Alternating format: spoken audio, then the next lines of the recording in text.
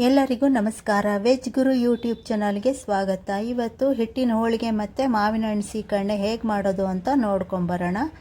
ಮೊದಲಿಗೆ ಒಂದು ಪಾತ್ರೆ ತೊಗೊಳ್ಳಿ. ಅದರಲ್ಲಿ 1.5 ಕಪ್ಪಷ್ಟು ಚಿರೋಟಿ ರವೆ ಹಾಕ್ಕೊಂಡು ಸ್ವಲ್ಪ ನೀರು ಹಾಕ್ಕೊಂಡು ತುಂಬ ಗಟ್ಟಿಯಾಗಿ ಕಲಿಸ್ಕೊಳಕ್ಕೆ ಹೋಗಬೇಡಿ. ನೋಡಿಕೊಂಡು ಹೋಳಿಗೆ ಹಿಟ್ಟಿನ ಹದಕ್ಕೆ ಕಲಸಿಟ್ಬಿಡಿ.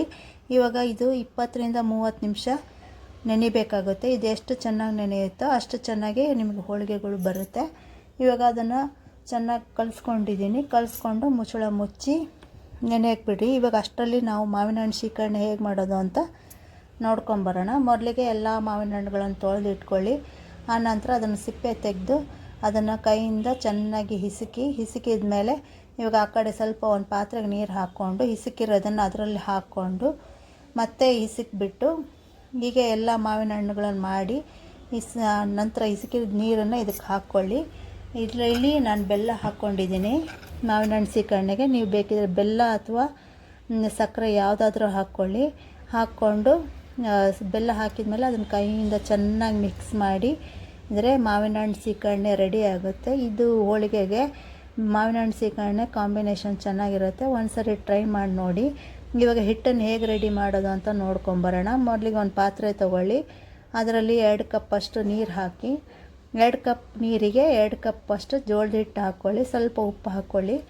ಇದು ನೀರು ಬಾಯ್ಲ್ ಆಗ್ತಾ ಇರಬೇಕಾದ್ರೆ ಅದಕ್ಕೆ 2 ಕಪ್ಪಷ್ಟು ಜೋಳದ ಹಿಟ್ಟು ಹಾಕ್ಕೊಂಡು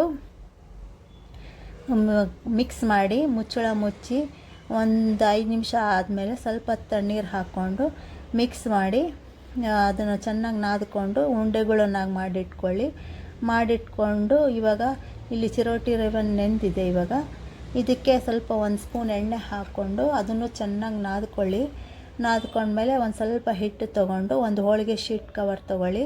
ಆ ಕವರ್ ಮೇಲೆ ಇದನ್ನು ಹಾಕ್ಕೊಂಡು ಇವಾಗ ಉಂಡೆ ಮಾಡಿಟ್ಟಿರೋ ಜೋಳದ ಹಿಟ್ಟಿನ ಒಂದು ಉಂಡೆನ ತೊಗೊಂಡು ಅದರಲ್ಲಿ ಇಟ್ಟು ಅದನ್ನು ಮುಚ್ಕೊಳ್ಳಿ. ಅದು ಮುಚ್ಚಿದ ಮೇಲೆ ಸ್ವಲ್ಪ ಎಕ್ಸ್ಟ್ರಾ ಹಿಟ್ಟು ಬಂದರೆ ಅದನ್ನು ತೆಗೆದುಬಿಟ್ಟು ಲಟ್ಟಿಸಿ ಅದು ಎಷ್ಟು ಹಂಚುಗಳನ್ನೆಲ್ಲ ನೀಟಾಗಿ ತೆಳುವಾಗಿ ಲಟ್ಟಿಸ್ಕೊಳ್ಳಿ.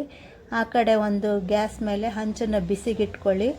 ಅದು ಚೆನ್ನಾಗಿ ಕಾದ್ಮೇಲೆ ಇವಾಗ ಲಟ್ಟಿಸಿರೋದನ್ನು ಅದರ ಮೇಲೆ ಹಾಕಿ ಹೈ ಫ್ಲೇಮಲ್ಲಿ ಇಡಬೇಡಿ, ಸ್ವಲ್ಪ ಮೀಡಿಯಮ್ ಫ್ಲೇಮ್ ಲೋ ಫ್ಲೇಮಲ್ಲಿ ಇಡಿ.